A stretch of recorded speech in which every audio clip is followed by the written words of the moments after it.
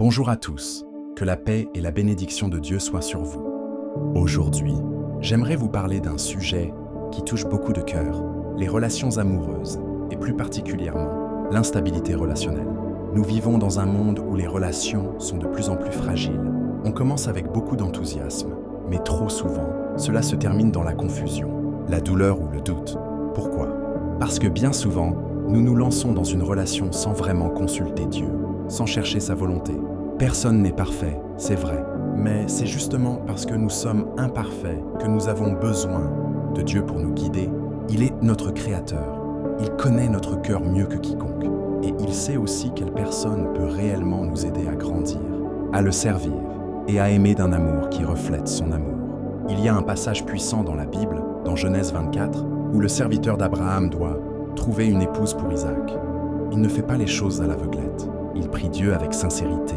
« Éternel, Dieu de mon Seigneur Abraham, fais-moi, je te prie, rencontrer aujourd'hui ce que je désire. » Genèse 24, 12. Et Dieu a répondu à cette prière en guidant ses pas vers Rebecca. Cela nous enseigne une chose essentielle. Avant même d'entrer dans une relation, il faut prier Dieu, chercher sa direction, lui demander « Seigneur, est-ce cette personne que tu as prévue pour moi ?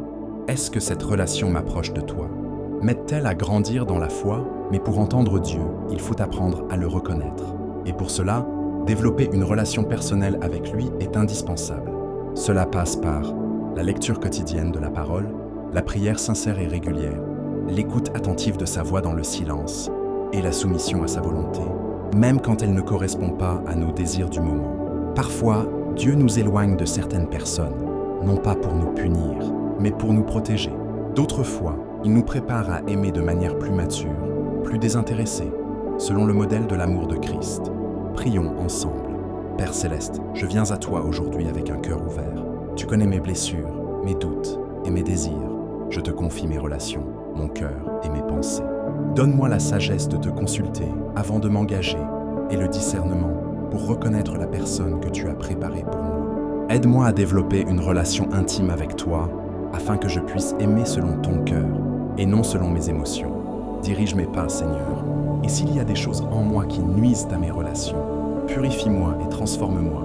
Au nom de Jésus-Christ, Amen. Que Dieu vous bénisse, mes amis.